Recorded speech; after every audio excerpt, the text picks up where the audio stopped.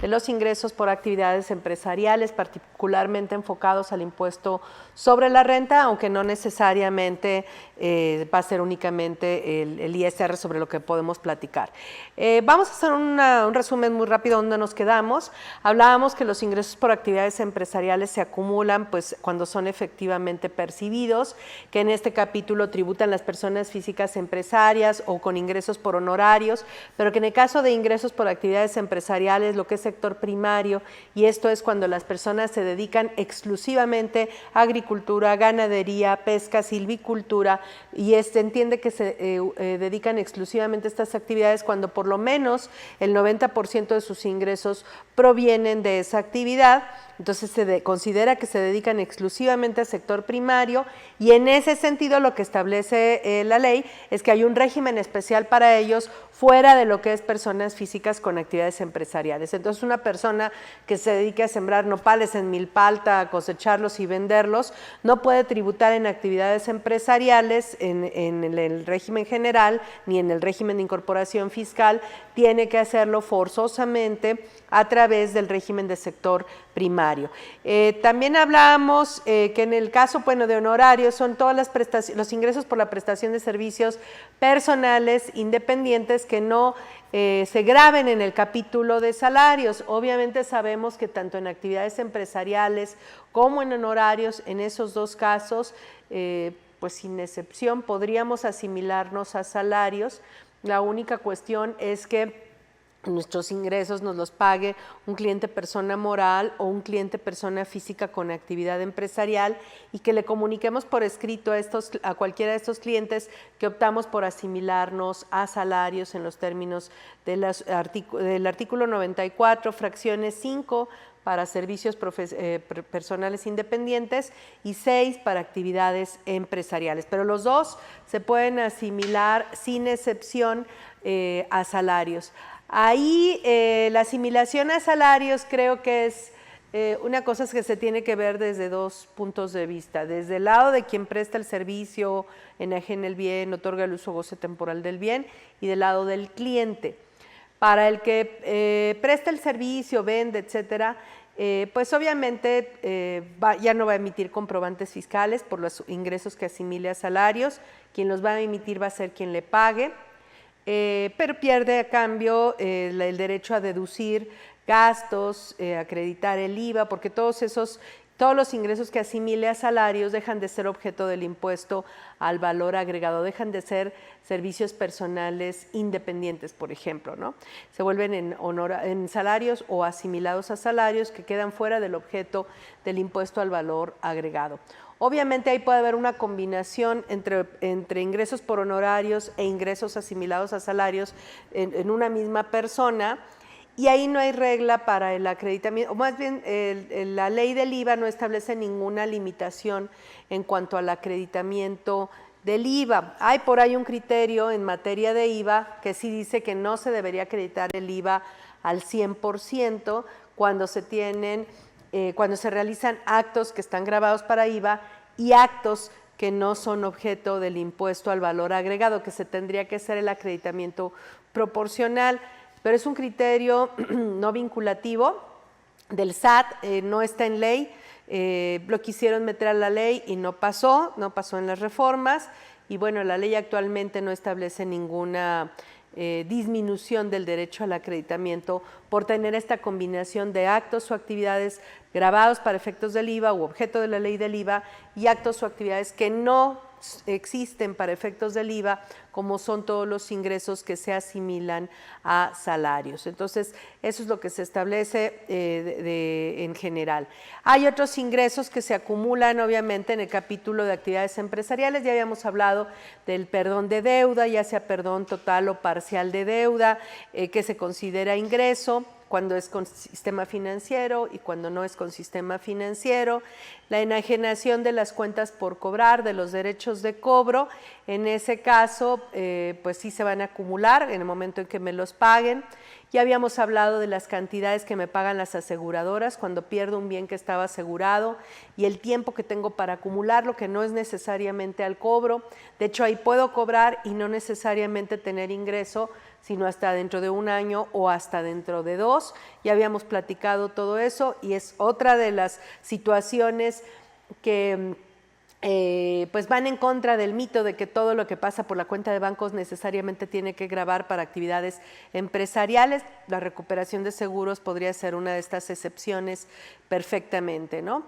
Ya habíamos hablado también de las cantidades que recibe el contribuyente para hacer gastos por cuenta de terceros, que son ingresos en términos de las disposiciones generales de las personas físicas, y en la parte del capítulo 2 del título de personas físicas, ahí se repite, se afirma, se confirma que si una persona física de actividades empresariales o con ingresos por servicios profesionales recibe dinero para hacer un gasto por cuenta de un tercero y no obtiene un comprobante fiscal a nombre de ese tercero, esa cantidad se va a considerar ingreso para efectos fiscales. Esto es lo que también establece la ley.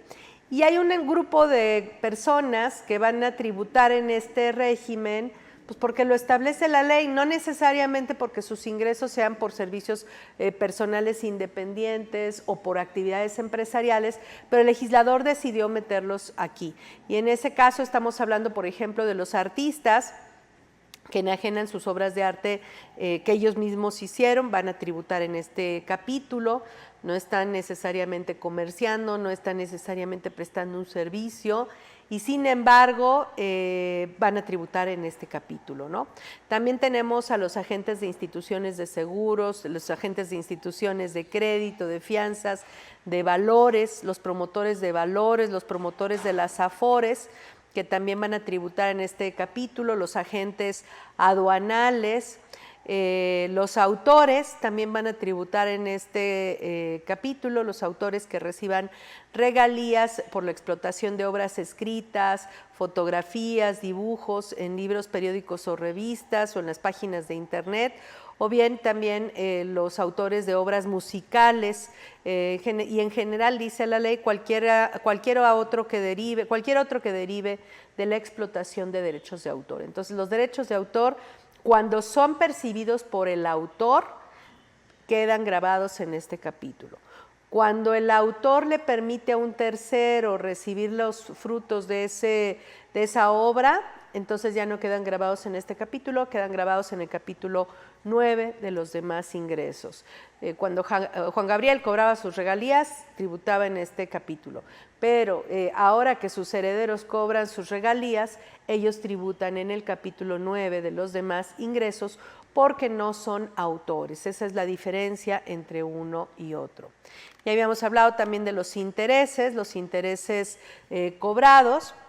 Ya habíamos dicho que también la deducción de inversiones se calcula igual que en el caso de personas morales, y en ese caso, pues igual si enajenan un activo fijo, pues lo que van a acumular es la ganancia en la venta de activo fijo o la ganancia en la enajenación de terrenos, etcétera. Aquí no se habla nada más de activos fijos, se habla de activos en general afectos a la actividad, lo cual estaría incluyendo la enajenación de terrenos, que para efectos fiscales no son activos fijos, pero sí son activos.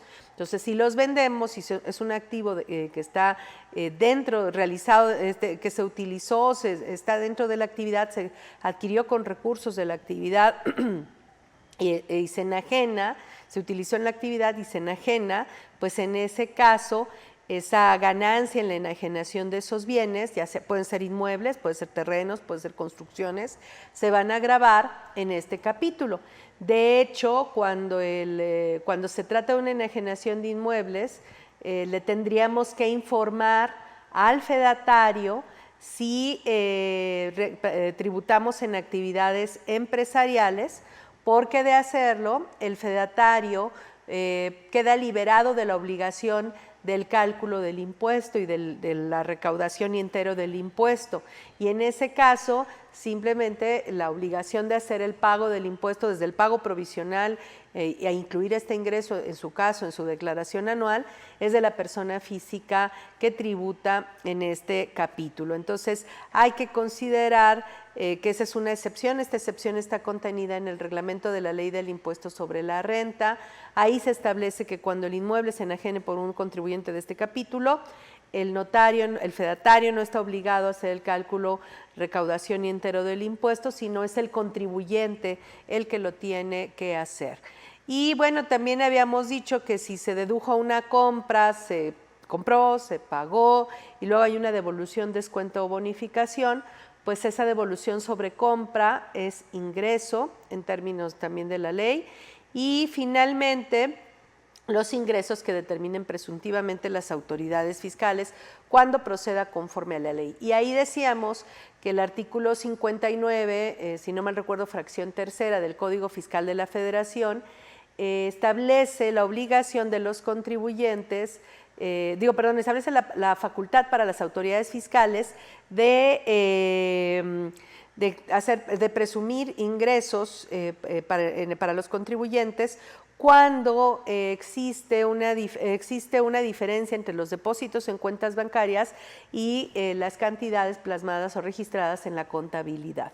Entonces, en ese sentido es muy importante tener perfectamente amarrados, conciliados los depósitos de las cuentas bancarias con los comprobantes fiscales emitidos, porque si no, la autoridad tendría la facultad de determinarnos presuntivamente ingresos a partir de esas diferencias. Ahora, considerando todo esto, el único ingreso exento que se aplica para este tipo de contribuyentes es el que establece el artículo 93, fracción 29ª, que es para los derechos de autor. Por ahí alguno de ustedes me había dicho que había escrito un libro, lo había editado y lo estaba vendiendo. Curiosamente, esa situación no está considerada dentro de las exenciones aplicables a los derechos de autor, porque lo primero que señala esta fracción del artículo 93 es que lo que queda exento, lo que está libre del pago del impuesto sobre la renta hasta por el importe de 20 UMAS elevadas al año, es son los ingresos que se obtengan por permitir a terceros la publicación de obras escritas de su creación en libros, periódicos o revistas. Entonces estaríamos hablando de obras escritas, pero tiene que haber un contrato de edición de por medio con otra persona para que ella sea la que me pague las regalías y entonces aplique la exención. Si yo edito mi obra directamente, yo la publico, yo la imprimo, la publico, etcétera, no voy a tener derecho a esta exención. Para los músicos también dice la reproducción, son ingresos por permitir a terceros la reproducción en serie de grabaciones musicales de su creación. Dice siempre que tanto los libros, periódicos o revistas o los bienes en los que se contengan las grabaciones se destinen para su enajenación al público por la persona que efectúa los pagos por estos conceptos. Yo pude haber escrito una obra donde a lo mejor me pagan regalías y esa obra quien la va a editar y publicar resulta que la va a regalar entre el público. En ese caso no hay problema.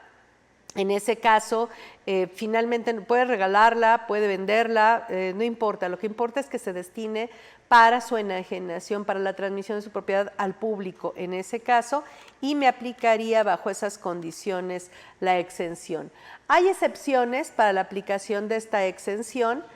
Básicamente las exenciones, la excepción a la aplicación de la exención dice que no se aplica esta exención cuando el autor, el que reciba las regalías, obtenga también de la persona que le paga las regalías ingresos por salarios. No existe ninguna razón por la cual se aplique esta excepción, pero ahí está en la ley.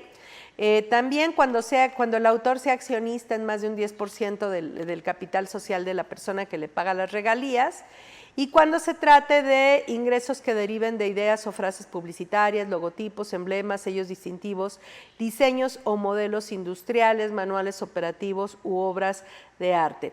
Aquí esto es lo que establece la ley como excepción. En años anteriores, con la vigencia de las leyes del impuesto sobre la renta anteriores, básicamente la de 1980, que estuvo vigente hasta el año 2000, 2001, si no mal recuerdo, había jurisprudencia sobre esta disposición donde le permitían a los autores aplicar la exención a pesar de estar en estos supuestos, porque no se encontró ninguna razón para aplicar estas excepciones. Pero pues estas leyes cambiaron, se crearon nuevas leyes y hoy por hoy pues esa jurisprudencia ya no existe. También hay que recordar que conforme al reglamento, también en este caso también se incluye, en términos del artículo 159 del reglamento, se incluye dentro de los ingresos exentos las regalías que reciban los fotógrafos o dibujantes cuando sus obras se publiquen en libros, periódicos o revistas que se destinen para su enajenación al público. Entonces estamos hablando de escritores, fotógrafos, dibujantes, músicos, que todos estos van a tener esta exención de hasta 20 UMAS elevadas al año por los ingresos que obtengan por regalías, siempre y cuando sean los autores de la obra.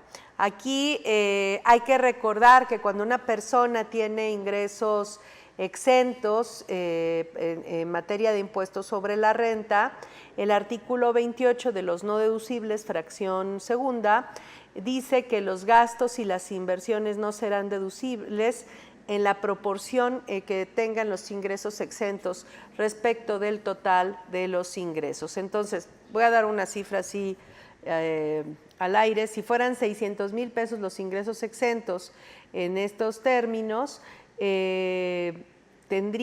los ingresos de la persona física, este capítulo, 600,000 pesos exentos y fueran ingresos totales 1,000,000 de pesos, entonces el 60% de sus gastos, el 60% de la deducción de inversiones no serían deducibles en ese caso. Entonces esto lo establece el artículo 28, fracción segunda, cuando se tiene derecho a la aplicación de alguna exención. En este caso, pues no permite la deducción al 100% de los gastos y de las inversiones. Obviamente, en este caso, para las regalías que reciban estos derechos de autor, estos autores están exentas del impuesto al valor agregado en términos del artículo 15 de la ley del IVA.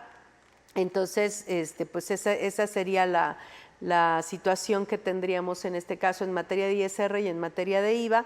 Obviamente, como están exentos, pues no podríamos, tendríamos que separar, si tuviésemos ingresos por derechos de autor e ingresos por honorarios, por ejemplo, tendríamos que separar los gastos necesarios para obtener las regalías por derechos de autor, si es que hubiera algún gasto identificado.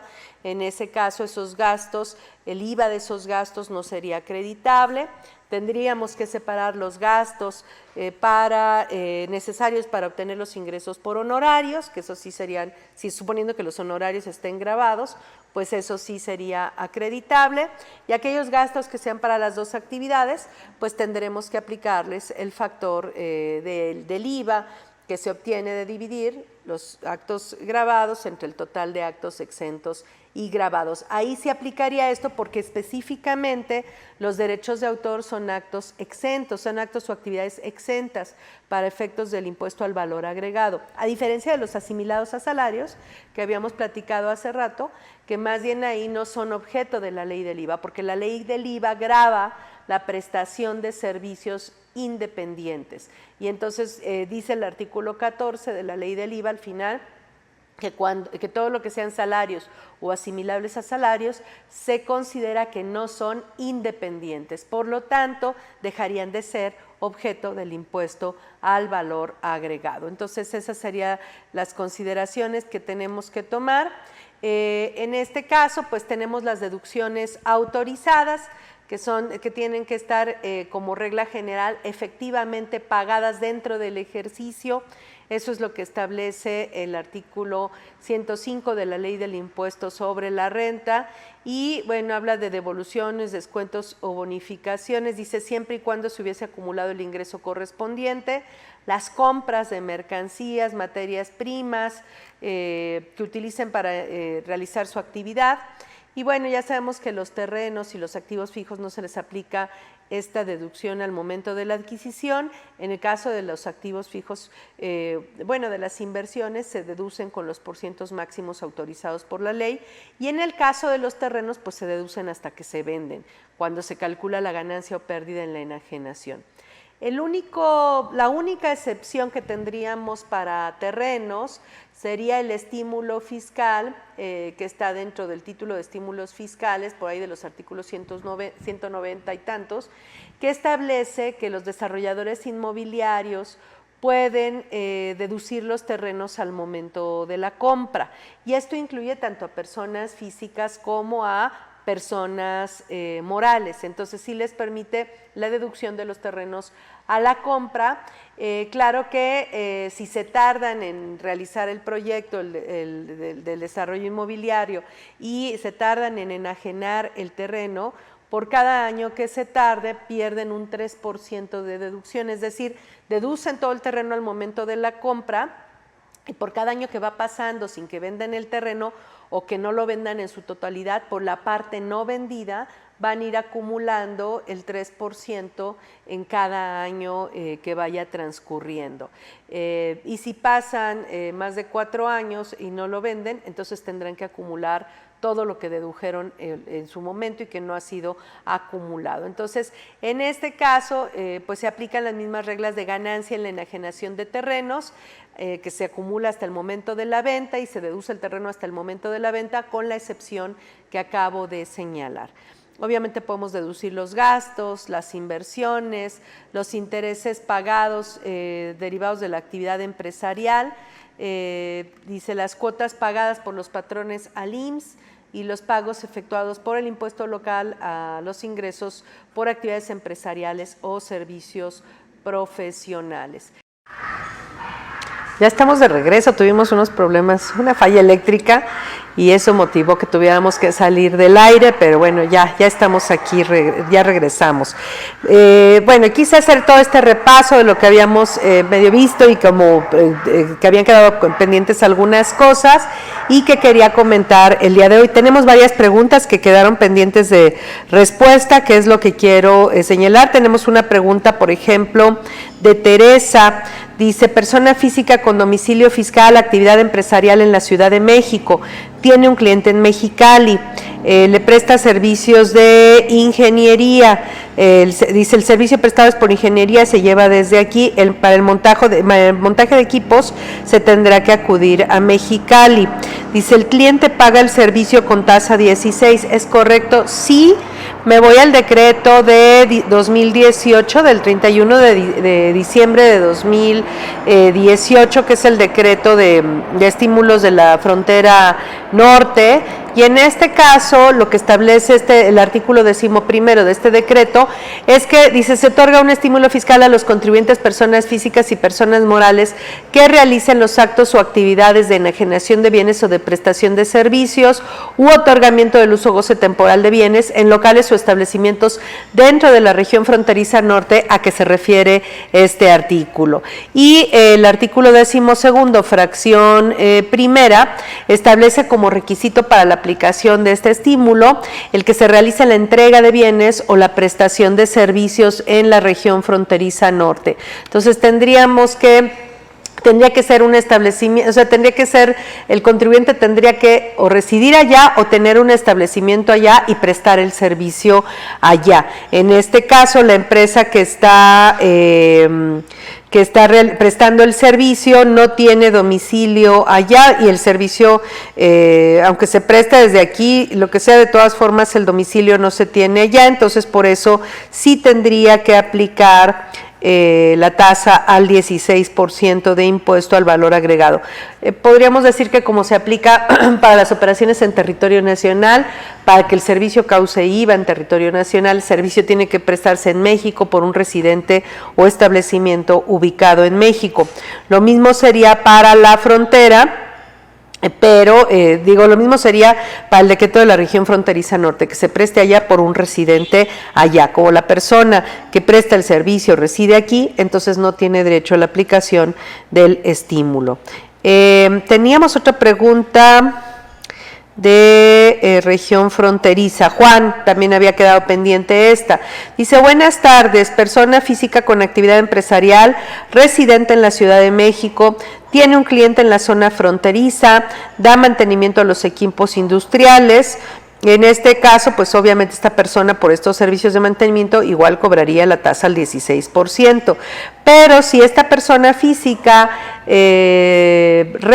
paga la renta de un montacargas en una región fronteriza, dice que le facturan la renta del montacargas con el IVA al 8%, ¿es correcto? ¿Y si lo puede acreditar? Sí es correcto y sí lo puede acreditar, porque en el caso de enajenación de bienes y otorgamiento del uso goce temporal de bienes, que es el caso de la renta de montacargas, la condición para que aplique el estímulo fiscal sería, que la entrega material de los bienes se realizara dentro de la región fronteriza por un establecimiento ubicado dentro de la región fronteriza. Entonces, la persona que le renta el montacargas reside allá y además le renta el montacargas, la entrega material del bien, supongo que se realiza allá.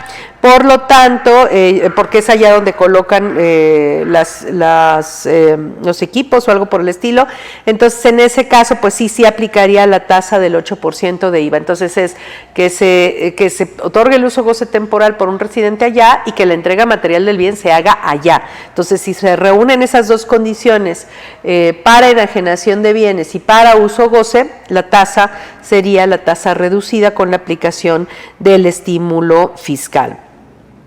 Me queda pendiente una pregunta también creo de Víctor Batista de la Asociación en Participación. Ahorita lo vemos, déjenme abrir el Código Fiscal de la Federación. ¿Qué otra cosa? De Elizabeth, dice, compramos una camioneta de reparto. En las facturas nos pusieron uso por definir, en la clave del vehículo aparece 2510-500, vehículo de pasajeros, puedo considerarlo como de transporte, ya que no es de pasajeros debido a que solo tiene el asiento del conductor y una cabina para cargar. Yo creo que ahí sería bueno que Elizabeth que pidiera que le corrigieran la factura, la clave producto sería incorrecta, tendría que corregirla y en este caso pues sí, de hecho tendría derecho a deducirla al 100% al no ser un automóvil en términos de la definición que maneja el reglamento de la ley del impuesto sobre la renta. Creo que eran las preguntas que habían quedado pendientes, déjenme ver. Bueno, respecto a ahorita me regreso a los temas que quedaron pendientes. Dice, bueno, Francisco, deducción de inversiones. ¿Puedo seguir aplicando la deducción fiscal aunque ya se haya aplicado el 100% de depreciación en ejercicios pasados con el simple hecho de que las unidades aún se encuentran en uso? Alguna vez oí esa interpretación, Francisco. La verdad yo le diría que no estoy de acuerdo. La interpretación de la ley es sistemática, no es únicamente de manera aislada. Sí he escuchado que esto lo decían porque me voy a la ley del impuesto sobre la renta. En el artículo 36 de la ley del impuesto sobre la renta, que es el que regula la deducción 31, que regula la deducción de inversiones, dice las inversiones únicamente se podrán deducir mediante la aplicación en cada ejercicio de los porcientos máximos autorizados autorizados por esta ley sobre el monto original de la inversión, con las limitaciones en deducciones que su caso establezca esta ley. No dice cuándo se detiene la deducción aparentemente, pero sí establece en el 6º párrafo del propio artículo, Dice, cuando el contribuyente enajene los bienes o cuando estos dejen de ser útiles para obtener ingresos, deducirá en el ejercicio en que esto ocurra la parte a uno deducida. Es decir, si está hablando de un saldo, de un límite por deducir, y en este caso pues estaría ligado, digamos, limitado por el monto original de la inversión que sea deducible. Entonces, no creo que tenga que detenerse la deducción de inversiones, que sea eterna más bien la deducción de inversiones en este caso. Sí sé que esto lo han dicho algunas personas comparando lo que dice esta ley, esta disposición con lo que dicen en personas físicas, para personas físicas que no calculan la deducción de inversiones conforme al artículo 31, al 30 y tantos, al 38, sino que aplican las disposiciones del capítulo 10 del requisito de las deducciones, que estas disposiciones del capítulo 10, requisitos de las deducciones, son para las personas físicas, dice el artículo 147, para las personas físicas que tributan en los capítulos 3, 4 y 5, que serían arrendamiento de inmuebles, enajenación de bienes, adquisición de bienes. Y en el caso de la deducción de inversiones, esta se regula por el artículo 149 y aquí sí establece de manera clara, dice, las inversiones cuya deducción autoriza este título, excepto las reguladas en el capítulo 2, secciones 1 y 2, únicamente podrán deducirse mediante la aplicación anual sobre el monto de las mismas y hasta llegar a ese límite de los siguientes porcientos. Entonces, como el artículo 31, que es el que regula la deducción de inversiones de personas morales y de personas físicas con actividades empresariales y servicios profesionales, no establece esta frase de hasta llegar a este límite, algunas personas han considerado que la deducción de inversiones es eterna, que